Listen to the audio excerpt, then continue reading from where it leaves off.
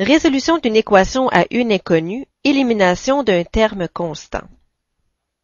Dans cette capsule, nous verrons tout d'abord les principes d'égalité qui nous aideront à résoudre les équations du premier degré à une inconnue. Dans la deuxième section, nous débuterons la résolution d'une équation à une inconnue avec la partie suivante, l'élimination d'un terme constant. Tout au long de la capsule, nous consulterons et compléterons notre résumé. Alors, si vous ne l'avez pas déjà en main, je vous invite à aller le chercher pour pouvoir y ajouter des informations. Section 1. Principes d'égalité. Avant de discuter des principes d'égalité, j'aimerais avec vous réviser la notion de solution d'une équation. Alors, regardons dans notre résumé ce que nous avions inscrit à la capsule précédente. Nous avions inscrit ici que la solution d'une équation, c'était la valeur que devait prendre la variable x pour que l'équation ici devienne une égalité. Alors, dans notre exemple, nous avions l'équation x plus 1 égale 9 et la solution de l'équation, bien, c'était x égale à 8. Quel inconnu plus 1 égale 9? Bien, la solution ici, c'est 8. Donc, dans cette capsule, nous allons voir comment résoudre une équation, c'est-à-dire comment trouver la valeur de la variable x en effectuant des manipulations sur l'équation qui se basent sur les principes d'égalité que nous allons voir dès maintenant. Alors, vous allez avoir des techniques pour résoudre une équation, donc pour trouver la valeur de l'inconnu, non pas de façon intuitive, mais en effectuant des manipulations algébriques sur l'équation. Alors, regardons ce que l'on entend par les principes d'égalité. Nous avons 4 principes d'égalité qui sont très logiques, vous allez voir. Le premier principe s'énonce comme suit. Lorsque l'on additionne une même quantité à chacun des deux membres d'une équation, l'égalité est préservée. Alors, on parle d'additionner une même quantité à chacun des deux membres d'une équation. Alors, lorsque vous avez une équation, vous avez un symbole d'égalité. Si vous avez un symbole d'égalité, c'est-à-dire que le poids du côté gauche ou la valeur du côté gauche est égale à la valeur du côté droit. Donc, c'est pour cela qu'on représente ceci par une balance, parce qu'on veut exprimer que la quantité du côté gauche est égale à la quantité du côté droit. La balance montre vraiment l'égalité ici. Alors, qu'est-ce que l'on dit ici? On dit que si l'on additionne une même quantité à chacun des deux membres d'une équation, l'égalité est préservée. Bien, c'est très logique. C'est comme si vous aviez une balance comme ceci, avec deux poids équivalents. Si vous décidez d'ajouter, par exemple, un petit poids supplémentaire, par exemple, de 1 kg ici, et même chose l'autre côté, bien, l'égalité sera préservée parce qu'à prime abord, on avait deux masses égales et on ajoute exactement la même chose des deux côtés. Alors, il est très logique que l'égalité sera conservée. Alors, mathématiquement, ça veut dire quoi? Ça veut dire que si vous avez déjà une égalité, par exemple 5 fois 4 égale 20, bien oui, c'est égal. Bien, si on ajoute une valeur à gauche, par exemple 8, et qu'on ajoute la même chose à droite, eh bien, qu'est-ce que ça donne? Bien, ça donne 20 ici plus 8 qui donne 28 à gauche et 20 plus 8 qui donne également 28 à droite. Donc, vous voyez que si on ajoute la même quantité des deux côtés, en ayant au départ une égalité, eh bien, on obtient toujours la même quantité de chaque côté de l'égalité. Donc, on dit que l'égalité est préservée parce que ça nous donne encore la même quantité du côté gauche et du côté droit. En d'autres mots, si l'on a une égalité en commençant et que l'on ajoute quelque chose du côté gauche, eh bien, il faut l'ajouter aussi du côté droit pour pouvoir continuer à écrire le symbole égal entre les deux membres. Voilà. Regardons maintenant le deuxième principe d'égalité. Lorsque l'on soustrait une même quantité de chacun des deux membres d'une équation, l'égalité est préservée. Alors, c'est la même généralité que le principe précédent. Si vous débutez avec deux quantités égales et que vous enlevez exactement la même quantité des deux côtés de l'égalité, eh bien, il est évident que les deux quantités seront encore égales.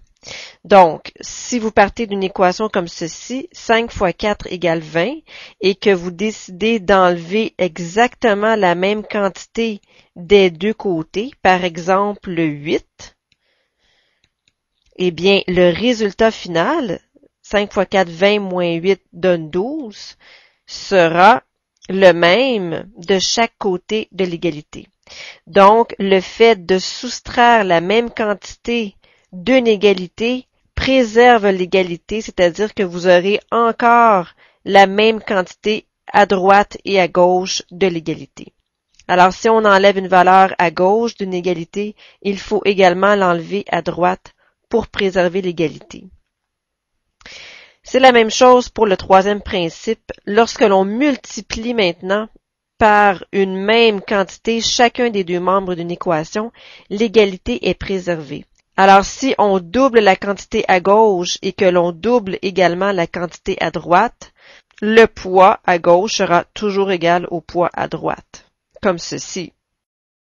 Alors, par exemple ici, si à 3 plus 5, vous multipliez par exemple par 2 et qu'au membre de droite, vous faites exactement la même chose, bien le résultat sera toujours égal. 8 fois 2, 16. 8 fois 2, 16. Voilà.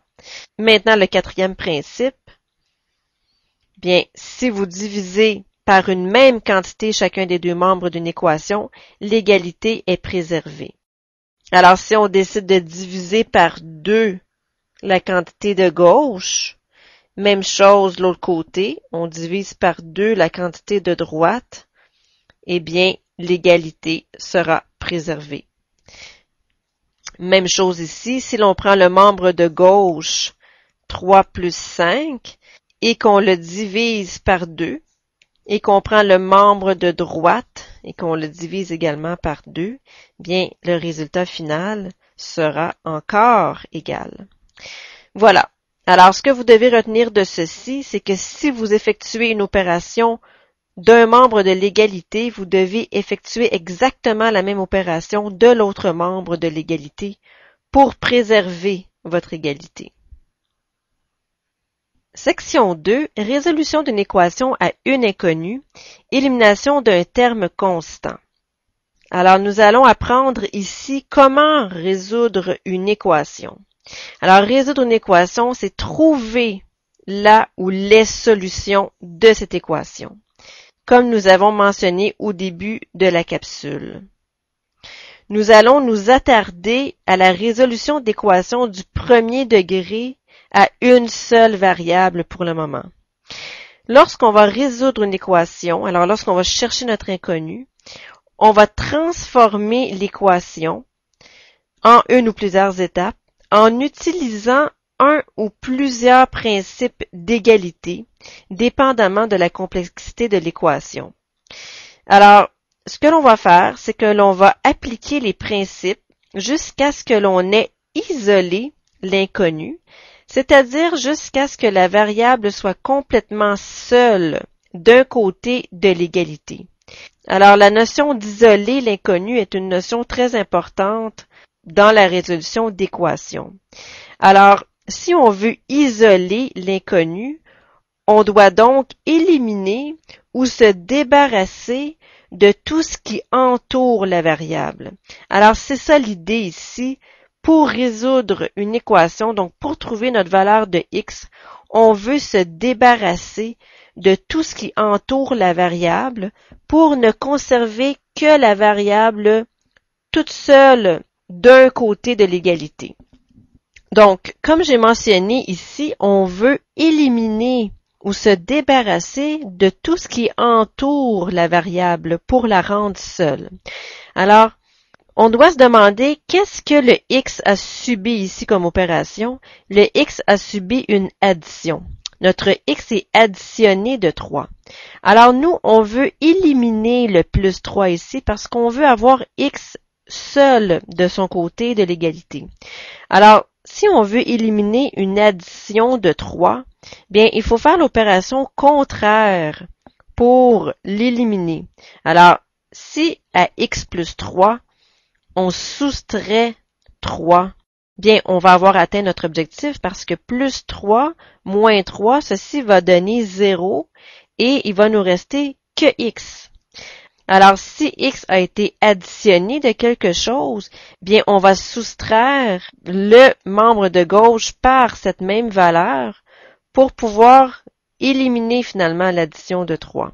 Mais, ce qui est très important à comprendre, c'est que selon notre principe d'égalité que nous venons d'apprendre, si l'on veut préserver notre égalité, ce qui est important pour nous parce qu'on veut arriver à x est égal à quelque chose, bien, si on soustrait le membre de gauche de 3 unités, on doit absolument le faire sur la même ligne également du côté droit. Alors, on part avec x plus 3 égale à 5, on décide d'enlever 3 à gauche et à droite obligatoirement des deux côtés de l'égalité, de telle sorte que l'on obtienne x tout seul du côté gauche ici, puisque x était déjà du côté gauche. Alors, vous voyez, x plus 3 moins 3, ça donne 0. 3 moins 3, ça donne 0. On additionne nos termes semblables ici. Il nous reste que x ici du côté gauche. Et du côté droit, 5 moins 3, ça nous donne 2. Alors, vous résolvez l'équation de façon verticale. Vous transformez votre membre de gauche et vous transformez votre membre de droite. Logiquement, est-ce que c'est vrai que x doit valoir 2 pour que x plus 3 égale 5? Bien, si vous faites une vérification, comme nous avions appris auparavant dans des capsules précédentes, lorsqu'on voulait vérifier qu'une valeur était vraiment une solution de l'équation, bien si on reprend notre équation et on se demande est-ce que c'est vrai que x égale 2 est bien solution de notre équation, bien qu'est-ce qu'on faisait dans ce temps-là? On remplaçait la valeur x par 2 et on vérifiait si le membre de gauche était bien égal au membre de droite. Alors oui, ici, on voit bien que 5 est égal à 5. Alors, c'est vérifié. On conclut vraiment ici que x égale 2, c'est bien la solution de x plus 3 égale à 5. Voilà. Donc, la méthode, on la voit ici. Lorsqu'on veut enlever ou défaire une addition, comme on a vu tout à l'heure, on voulait défaire cette addition-là pour obtenir seulement que le x du côté gauche. On va soustraire cette même quantité du membre qui contient x. Et attention, pour préserver l'égalité, on doit également soustraire cette quantité de l'autre membre de l'égalité. Alors, si on veut enlever ou défaire une addition, on va soustraire. Et vous devinez bien que si on veut enlever ou défaire une soustraction d'une quantité qui a été portée à x, bien, on va faire le contraire, c'est-à-dire qu'on va additionner cette quantité au membre qui contient x. Et pour préserver l'égalité, toujours selon nos principes, on doit également additionner cette quantité à l'autre membre de l'égalité. Alors, en d'autres mots, on effectue toujours l'opération contraire pour rendre le terme constant égal à 0. On veut l'éliminer, le terme constant. On veut le rendre égal à 0. Lorsque je parle du terme constant, je parle ici, évidemment, du terme 3 ici. Donc, notre but, c'était d'éliminer ce terme constant ici.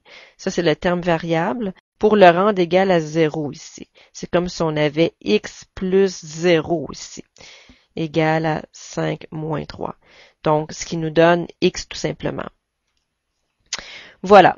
Nous allons maintenant passer à quelques exercices qui vont vous permettre de vous pratiquer dans la résolution des équations. Exercice 1. Résoudre les équations suivantes dans le référentiel n. Représenter la solution sur une droite numérique. Alors, on cherche des solutions ici qui appartiennent à l'ensemble des nombres naturels. S'il n'y en a pas dans le référentiel des nombres naturels, eh bien, tout simplement, on dira qu'il n'y a aucune solution. Alors, au besoin, consultez votre résumé pour vous remémorer la définition de chacun des ensembles de nombres. Alors, allons-y tout d'abord avec la résolution. Nous avons ici un x et ce x-là a subi une soustraction par 12. Alors, on veut défaire cette soustraction de 12 car nous, on veut isoler le x, on veut se débarrasser du moins 12 qui a été fait. Alors, pour se débarrasser du moins 12, donc c'est en additionnant 12 aux membres de gauche qu'on va réussir à se débarrasser du moins 12. Parce que moins 12 plus 12 ici va donner 0. Vous allez avoir x plus 0. Donc, vous allez avoir x ici, ce qui est notre but. Alors, j'ai écrit ceci pour vous montrer l'objectif, mais normalement ici, tout de suite après avoir indiqué le plus 12, à gauche, on fait exactement la même chose à droite. D'accord? Donc, si vous ajoutez quelque chose à gauche, vous devez absolument l'ajouter à droite pour préserver l'égalité. Donc, on a x plus 0 pour le membre de gauche. Allons voir maintenant le membre de droite. Moins 10 plus 12, ça donne 2. Donc, x est égal à 2. Voilà. Alors, si l'on fait notre vérification, on réécrit notre équation de départ. Très important. Ensuite, on va remplacer notre x par la valeur trouvée. Nous sommes en train de vérifier ici si le nombre trouvé ici, qui est 2, est bien une solution de l'équation. Alors, pour vérifier si c'est une solution, on remplace le x ici par 2. Alors, est-ce que c'est vrai que 2 moins 12, c'est bien égal à moins 10? Oui, parce que 2 moins 12 donne moins 10. Et à droite, vous avez également moins 10. C'est vrai, c'est vérifié. Vous pouvez mettre un OK ou un crochet. Donc, c'est vérifié. Maintenant, attention, est-ce que notre 2 fait bien partie du référentiel demandé? Oui, on trouve bien une solution dans le référentiel demandé. On trouve 2. Alors, 2 appartient bien à n. On peut écrire ceci. Donc, la réponse, la solution de l'équation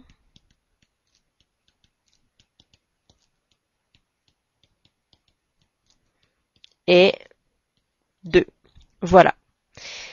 On nous demande également de représenter la solution sur une droite numérique.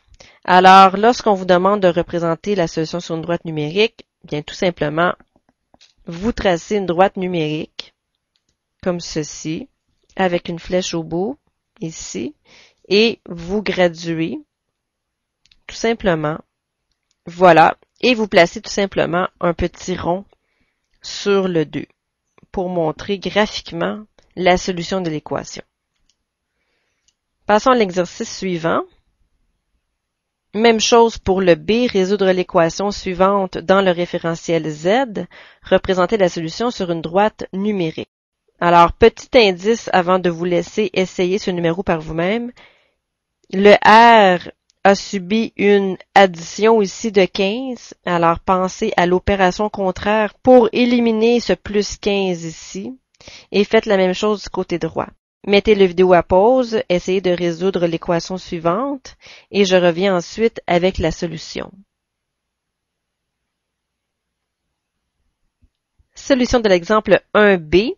Alors, nous devions soustraire au membre de gauche. Alors, tout simplement, vous pouvez réécrire tel quel le membre de gauche et ajouter l'opération à effectuer pour éliminer le terme constant. Alors, puisque R était additionné, parce qu'il y a ici un petit plus, n'est-ce pas? Donc, c'est comme si vous aviez R plus 15. Si on interchangeait ces deux membres-ci, on aurait R plus 15. Donc, il fallait éliminer le plus 15 en ajoutant un moins 15. Alors, vous écrivez tout simplement le membre de gauche, 15 plus R, vous ajoutez le moins 15 et vous faites exactement la même chose du côté droit. Donc, 15 moins 15, ça donne 0. Il ne nous reste que le R, ici, ce que l'on voulait. On voulait isoler notre R, n'oubliez pas ceci. Et du côté droit, moins 25, moins 15 vous donne moins 40. Le moins 40 appartient bien à l'ensemble Z, comme demandé. Alors, nous avons trouvé une solution dans le référentiel demandé. En faisant la vérification ici, en remplaçant votre R par moins 40, vous obtenez bien moins 25 des deux côtés. Ça fonctionne. Alors, la solution de l'équation est moins 40 et la représentation sur la droite numérique est celle-ci. Donc, vous pouvez graduer par exemple en bond de 10 et placer ici un point sur le moins 40. Voilà. Essayons un autre exercice. Résoudre l'équation suivante dans le référentiel Q. 4,25 égale n moins 3,1. Je vous laisse également faire cet exercice par vous-même. Mettez la vidéo à pause et je reviens ensuite avec la solution. Je fais avec vous la solution de l'exemple 1C. Alors, lorsque vous écrivez ceci, puisque le n est placé à droite, isolez-le à droite. Alors, il n'est pas nécessaire ici de placer le n à gauche ou de modifier l'équation pour le placer à gauche. Vous pouvez l'isoler à droite. Alors, ce que l'on fait, c'est qu'on écrit tel quel les deux membres de l'égalité n moins 3,1. Puisque le n a été soustrait de 3,1, ce que l'on va faire, c'est qu'on va additionner 3,1 de chacun des deux côtés. Alors ici, le 4,25, écrivez-le un petit peu plus à gauche pour pouvoir ajouter ici le plus 3,1. D'accord? Donc, on ajoute 3,1 des deux côtés de l'égalité. À droite, il nous reste moins 3,1 plus 3,1, ça fait 0. Il ne nous reste que le n, ce que l'on voulait. On voulait isoler n. Et ici, 4,25 plus 3,1 vous donne 7,35. Alors, est-ce que 7,35 appartient bien au référentiel Q? Oui, parce que c'est un nombre rationnel. Vous avez une partie décimale ici qui est fractionnaire. Donc, ça fonctionne. Si on fait notre petite vérification ici, ça fonctionne également, comme ceci. Alors, même si la vérification semble un petit peu redondante au niveau des calculs, prenez l'habitude de la faire quand même, parce que lorsque vous aurez des équations beaucoup plus complexes, la vérification sera nécessaire et elle pourra vraiment vous éviter des erreurs dans vos exercices et dans vos examens, parce que si vous n'arrivez pas à une égalité ici, c'est que vous avez fait une erreur de calcul dans votre exercice. Alors, lorsque vous faites votre vérification et que vous arrivez à une égalité, bien vous êtes certain à 100% que votre solution ici est exacte. Alors, voici la réponse finale. Le 7,35 appartient bien à l'ensemble Q, alors la solution de l'équation est 7,35. Ajoutons une petite note importante à ce numéro. Si le référentiel avait été par exemple Z, alors si le référentiel avait été Z, il n'y aurait aucune solution. C'est comme si on vous demandait quelles sont les solutions de l'équation qui proviennent de l'ensemble ici des nombres rationnels Q. Alors, si on vous avait demandé de résoudre l'équation dans le référentiel Z, c'est comme si on vous avait demandé quelles sont les solutions de l'équation qui proviennent de l'ensemble Z. Alors, 7,35, ça ne provient pas de l'ensemble des nombres entiers Z. Z, ce sont les entiers positifs et négatifs, mais ça ne contient pas les fractions. Alors, dans ce cas-ci, vous auriez répondu tout simplement, il n'y a aucune solution à l'équation dans le référentiel Z. Alors, c'était une petite note pour que vous portiez attention au référentiel demandé. On cherche des solutions dans un référentiel précis. Voilà. Exemple 1D, résoudre l'équation suivante dans le référentiel Q. Alors ici, notre x a été additionné ou soustrait de 1/4. Attention à ceci, même s'il y a un plus ici, le x a été soustrait de 1/4 parce que si vous interchangez les termes, vous auriez x ici, donc plus x, et ici vous auriez moins 1/4, n'est-ce pas? Donc x a été soustrait de 1/4. Vous pouvez même vous permettre d'écrire ceci de cette façon pour vous aider à mieux visualiser l'opération qui a été portée à x. Et de l'autre côté, on a moins 5/6 toujours. Alors, x a été soustrait de 1/4. Qu'est-ce que l'on va faire pour défaire cette soustraction? Donc, pour isoler notre x, pour rendre le terme constant qui est ici égal à 0, bien, on va faire l'opération contraire de la soustraction. On va additionner 1/4. Nous allons faire ceci des deux côtés de l'égalité. À gauche, on obtient bien 0 pour les constantes, ce qui nous donne bien x tout seul à gauche. Et attention aussi, si vous voyez que ceci ne vous donne pas 0, parce qu'il faut absolument obtenir x isolé, n'est-ce pas, à gauche? Donc, si vous arrivez à autre chose que 0 ici, c'est parce que vous n'avez pas effectué la bonne opération ici, qui vous amène à annuler le terme constant.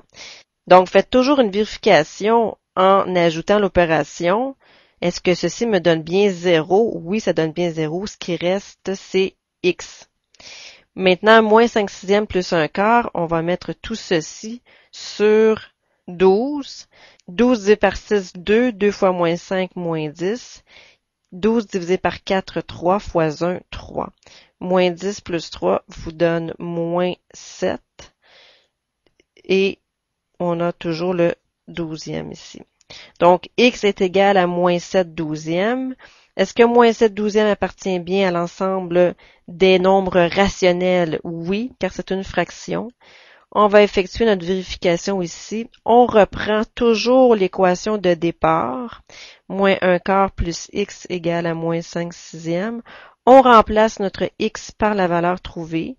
Donc, moins 1/4 plus, et ici on a moins 7 douzièmes. Est-ce que c'est égal à moins 5/6? Bien, mettons tout ceci sur 12. On obtient ici moins 3 plus moins 7. Est-ce que c'est bien égal à moins 5/6? Moins 3 plus moins 7 vous donne moins 10 douzièmes. Est-ce que c'est bien égal à moins 5/6? Bien oui, car si on simplifie ici par 2, on obtient moins 5, et par 2, on obtient 6. Donc, ça fonctionne. Moins 5/6 égale moins 5/6. C'est vérifié. On est certain que cette solution est bonne. Voilà. Il ne nous reste qu'à écrire la réponse finale. La solution de l'équation est x égale à moins 7 douzièmes. Voilà. Dernier exercice, résoudre l'équation suivante dans le référentiel Q. 4 et 1/9 égale à 1 et 1/3 plus y.